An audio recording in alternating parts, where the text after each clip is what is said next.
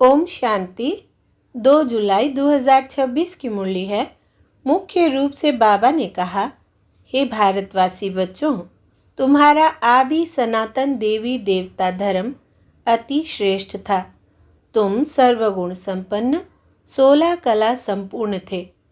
तुम मुझ सागर के बच्चे काम चिता पर बैठ काले हो गए हो, ग्रहण लग गया है। अब मैं तुम्हें फिर से गोरा बनाने आया हूँ। यह स्मृति आने से बृहस्पति की दशा बैठ जाती है। आगे कहा, इस कांटों की दुनिया से फूलों के बगीचे में जाने के लिए जो भी कांटे बेकार है उन्हें निकाल देना है। पारस बनाने वाले बाप को बड़े प्यार से याद करना है। इस कल्याणकारी संगम युग पर शूद्र से ब्राह्मण सो देवता बनने का पुरुषार्थ करना है। राहु के ग्रहण को उतारने के लिए बेकारों का दान देना है। अब सुनते हैं महावाक्यों को विस्तार से। बाबा ने कहा, मीठे बच्चे, तुम बेकारों का दान दे दो तो राहु का ग्रहण उतर जाएगा। दे दान तो छूटे ग्रहण। प्रश्न है, बृहस्पति बाप अपने भारतवासी बच्चों पर बृहस्पति की दशा बिठाने के लिए कौन सी स्मृति दिलाते हैं? उत्तर, हे भारतवासी बच्चों, तुम्हारा आदि सनातन देवी देवता धर्म अति श्रेष्ठ था। तुम सर्वगुण संपन्न 16 कला संपूर्ण थे। तुम मुझ सागर के बच्चे काम चिता पर बैठ काले हो गए हो, ग्रहण लग गया है। अब मैं तुम्हें फिर से गोरा बनाने आया हूँ। यह स्मृति आने से बृहस्पति की दशा बैठ जाती है। गीत है ओम नमः शिवाय। ओम शांति। यह किसकी महिमा सुनी? बेहद के बाप की। ऊंच ते ऊंच बाप परम पिता परमात्मा ही है। लौकिक बाप के लिए तो सब नहीं कहेंगे। बच्चे जानते हैं, सब आत्माओं का पारलौकिक बाप वो है ऊंच ते ऊंच। उनका नाम ही है शिव। बगैर नाम रूप के तो कोई चीज़ होती नहीं। इस समय सबको राहु का ग्रहण लगा हुआ है, इसलिए इनको आयरन एजेड वर्ल्ड कहा जाता है। दशाएं भी होती है। बृहस्पति की दशा, शुक्र की दशा। अब तुम्हारे ऊपर है बृहस्पति की दशा, जिसकी महिमा सुनी ऊंच ते ऊंच भगवान शिव बाबा। उनका असुल नाम है शिव। बाकी किस्म किस्म के अनेक नाम रख दिए हैं। असुल नाम है शिव बाबा। बाप समझाते हैं, मैं बीज रूप चैतन्य हूँ। सत्य चित्त कहते हैं, फिर कहते हैं वो सुख का सागर है, आनंद शांति का सागर है। महिमा सारी उस एक की ही है। भारतवासी महिमा गाते हैं, परंतु समझते कुछ भी नहीं। एकदम पत्थर बुद्धि हो गए हैं। पत्थर बुद्धि किसने बनाया? रावण ने। सतयुग में भारतवासी पारस बुद्धि थे। आज से 5000 वर्ष पहले यह भारत पारसपुरी था, जिसमें देवी देवता रहते थे। भारत ही अविनाशी खंड गाया हुआ है। भारत में ही पारस बुद्धि देवता थे। उस समय पत्थर बुद्धि पतित रहते हैं। पतित कैसे बनते हैं, यह भी बाप ने समझाया है। द्वापर से जब काम चिता पर बैठे हैं तो काले बन जाते हैं। काम अग्नि में सब भस्म हो गए हैं। उसमें भी खास भारत की बात है। भारत में पारस बुद्धि देवताओं का राज्य था। उनको विष्णुपुरी राम राज्य भी कहा जाता था। यह बाप आकर बताते हैं, मीठे मीठे लाडले बच्चों, जब तुम सतयुग में थे सर्वगुण संपन्न थे। यह तुम्हारी महिमा है। वहाँ बेकार होते नहीं। द्वापर से रावण 5 बेकारों का राज्य शुरू हुआ है, तो राम राज्य बदलकर रावण राज्य होता है। अभी ग्रहण लगा हुआ है। बिल्कुल ही भारत काला हो गया है। बृहस्पति की दशा सबसे अच्छी होती है। भारत पर बृहस्पति की दशा सतयुग में थी। फिर त्रेता में शुक्र की दशा तो 2 कला कम हो गई। उसको कहा ही जाता है सिल्वर एज। फिर द्वापर कलयुग आया। सीढ़ी उतरते आए। शनिचर की दशा हुई। इस समय सब पार राहु की दशा है। सूर्य को ग्रहण लगता है तो कहते हैं दे दान तो छूटे ग्रहण। अब रूहानी बाप बच्चों को समझाते हैं, यह है रूहानी ज्ञान। यह कोई शास्त्र का ज्ञान नहीं है। शास्त्रों के ज्ञान को भक्ति मार्ग कहा जाता है। सतयुग त्रेता में भक्ति होती नहीं। ज्ञान और भक्ति, फिर है वैराग्य, अर्थात इस पुरानी दुनिया को छोड़ना होता है। यह है शूद्र वर्ण। विराट रूप दिखाते हैं ब्राह्मण, देवता, क्षत्रिय, वैश्य। यह भारत की ही कहानी है। विराट रूप बनाते भी है, परंतु पत्थर बुद्धि समझते नहीं। पत्थर बुद्धि क्यों है? क्योंकि पतित है। भारतवासी ही पारस बुद्धि थे, संपूर्ण निर्विकारी थे। आज से 5000 वर्ष पहले भारत स्वर्ग था और कोई खंड नहीं था। यह बाप समझाते हैं। यह राजयोग कौन सिखाते हैं? शिवाचार्य। यह है ज्ञान का सागर। कोई मनुष्य को ज्ञान का सागर, सर्व का पतित पावन नहीं कह सकते हैं। सर्व का लिबरेटर एक ही बाप है। बाप खुद ही आते हैं दुख में रावण से लिबरेट करने, फिर गाइड बन ले जाते हैं। उनको रूहानी पंडा कहा जाता है। बाप कहते हैं मैं तुम सर्व आत्माओं का पंडा हूँ, सबको वापिस ले जाऊंगा। मेरे जैसा गाइड कोई होता नहीं। कहते भी है God father is liberator, guide blissful. सबके ऊपर रहम करते हैं, क्योंकि सब सागर के बच्चे काम चिता पर बैठ जल मरे हैं। उसमें भी खास भारत की बात है। बाप कहते हैं तुम 16 कला संपूर्ण निर्विकारी थे। अब काम चिता पर बैठ तुम क्या बन गए हो? अब फिर बाप आए हैं। वृक्षपति बाप आकर मनुष्य मात्र पर बृहस्पति की दशा बिठाते हैं। खास भारत, आम विश्व पर इस समय राहु का ग्रहण लगा हुआ है। बाप कहते हैं मैं ही आकर भारत की खास दुनिया की आम गति सद्गति करता हूँ। तुम यहाँ आए ही हो पारस बुद्धि बनने। मोस्ट बेलावेड बाप आया हुआ है। सब आशिकों का माशूक एक ही है। सब निशान में लिंग जरूर बनाते हैं, क्योंकि सबका बाप है ना। शिव के मंदिर भारत में बहुत है, जिसको शिवालय कहते हैं, रहने का स्थान। सतयुग में है देवी देवता धर्म के मनुष्य, परंतु वो धर्म कब था, उन्हों का राज्य कब था, यह पता नहीं है। सतयुग की आयु लंबी लिख दी है।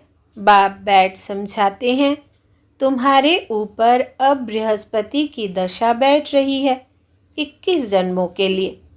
बृहस्पति है ज्ञान का सागर, पतित पावन, जिसको सब पुकारते हैं। तुम मात पिता, हम बालक तेरे, सब उनकी महिमा करते हैं। बरोबर सतयुग त्रेता में सुख घनेरे थे, जबकि बाप हेवनली गॉड फादर है, स्वर्ग का रचयिता है, तो ज़रूर हम भी स्वर्ग में होने चाहिए।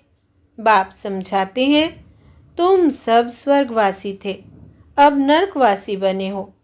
भारत का ही आदि सनातन देवी देवता धर्म है। जैसे क्रिश्चियन धर्म के है, वो क्रिश्चियन धर्म के ही चले आते हैं।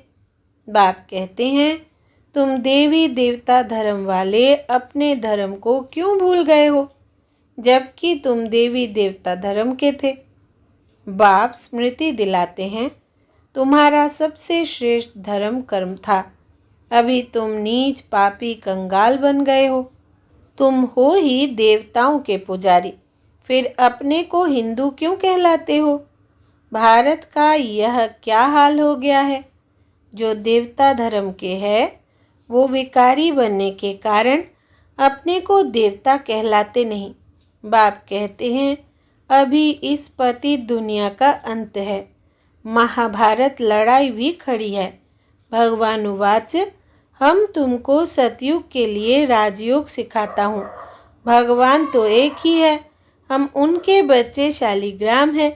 बाप कहते हैं तुम जो पूज्य थे वही पुजारी भगत बन गए हो।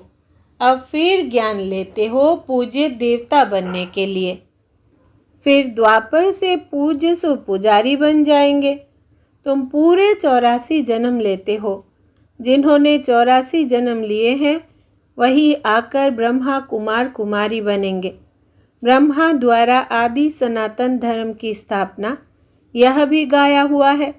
प्रजापिता है तो बहुत बच्चे भी होंगे। वो तो ज़रूर यहाँ ही चाहिए। कितनी ढेर प्रजा है। इन ब्राह्मणों को ही फिर देवता बनना है। बाप आकर शूद्र से बदल ब्राह्मण धर्म की स्थापना करते हैं। इस संगम युग पर ही आदि सनातन देवी देवता धर्म की स्थापना होती है। यह है कल्याणकारी संगम युग। इस लड़ाई को ही कल्याणकारी कहा जाता है।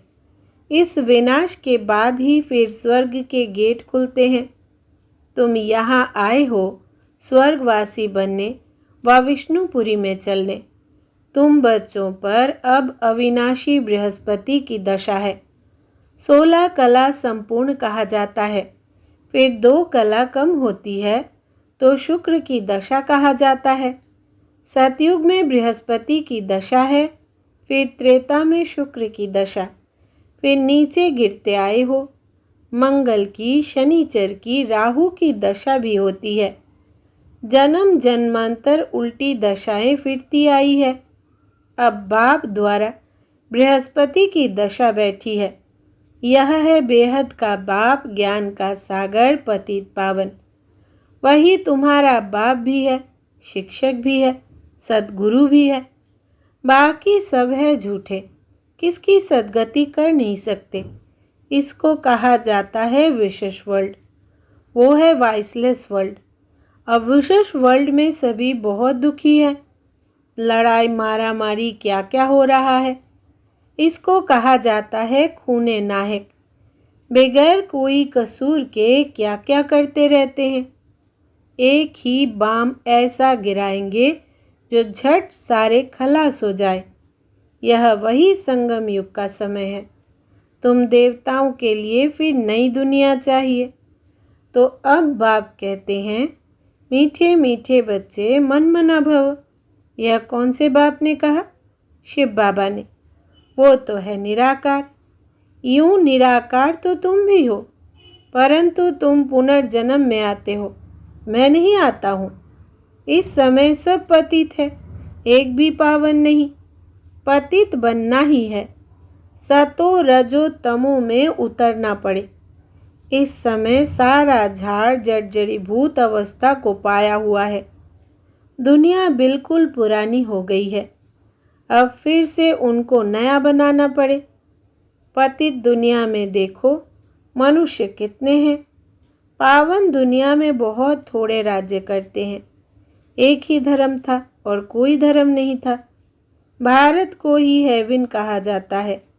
गाया जाता है घट ही में सूर्य, घट ही में चंद्रमा। सतयुग में 9 लाख होंगे। पीछे फिर वृद्धि होती है। पहले बहुत छोटा फूलों का झाड़ होता है। कांटों का कितना बड़ा फॉरेस्ट है। दिल्ली में मुगल गार्डन देखो कितना अच्छा है। उससे बड़ा कोई गार्डन नहीं। फॉरेस्ट देखो कितना बड़ा होता है। सतयुगी गार्डन भी बहुत छोटा है। फिर वृद्धि को पाते पाते बड़ा होता जाता है। अभी तो कांटों का जंगल हो गया है। रावण के आने से कांटे बन जाते हैं। यह है कांटों का जंगल। आपस में लड़ते हैं तो एक दो को मारते हैं। कितना क्रोध है। बंदर से भी बदतर कहा जाता है। तो बाप कहते हैं मेरे लाडले बच्चे, तुम्हारे ऊपर अभी बृहस्पति की दशा है। अब दे दान तो छूटे ग्रहण। संपूर्ण निर्विकारी अब यहाँ बनना है। फिर यह शरीर छोड़ जाकर शिवालय में आ जाएंगे। शिवालय में बहुत सुख होता है।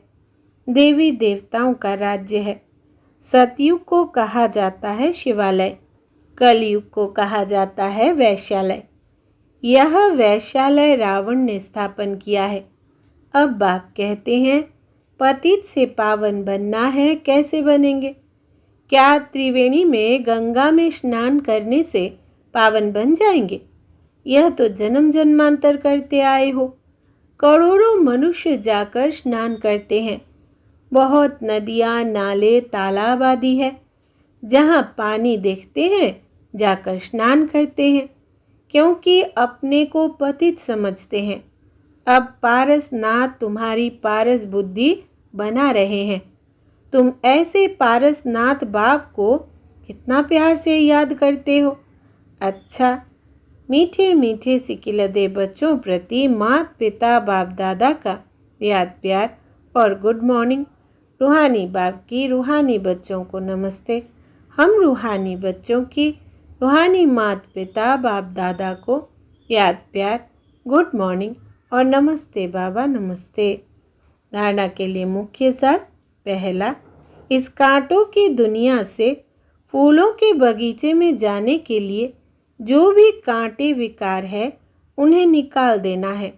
पारस बनाने वाले बाप को बड़े प्यार से याद करना है। दूसरा, इस कल्याणकारी संगम युग पर शूद्र से ब्राह्मण से देवता बनने का पुरुषार्थ करना है। राहु के ग्रहण को उतारने के लिए विकारों का दान देना है। वरदान है आज का, संगम युग पर हर कर्म कला के रूप में करने वाले 16 कला संपन्न भव। विस्तार है, संगम युग विशेष कर्म रूपी कला दिखाने का युग है। जिनका हर कर्म कला के रूप में होता है, उनके हर कर्म का व गुणों का गायन होता है। 16 कला संपन्न अर्थात हर चलन संपूर्ण कला के रूप में दिखाई दे, यही संपूर्ण स्टेज की निशानी है। जैसे साकार के बोलने चलने सभी में विशेषता देखी तो यह कला हुई। उठने बैठने की कला, देखने की कला, चलने की कला थी। सभी में न्यारापन और विशेषता थी। तो ऐसे फॉलो फादर कर 16 कला संपन्न बनो। स्लोगन है, पावरफुल वो है जो फौरन परख कर फैसला कर दे। पावरफुल वो है जो फौरन परख कर फैसला कर दे। यह व्यक्ति सारे ज्वाला स्वरूप स्थिति में रहे शक्तिशाली याद का अनुभव करो। आप बच्चों का योग जब ज्वाला स्वरूप शक्तिशाली होगा, तब पवित्रता की अग्नि सेकंड में विश्व के किचड़े को भस्म कर सकेगी। पवित्रता की यह शक्ति महान शक्ति है। अंत में जब आप संपूर्ण पवित्र हो जाएंगे, तब आपके श्रेष्ठ संकल्प के लगन की अग्नि से यह सब किचड़ा भस्म हो जाएगा। अच्छा, ओम शांति।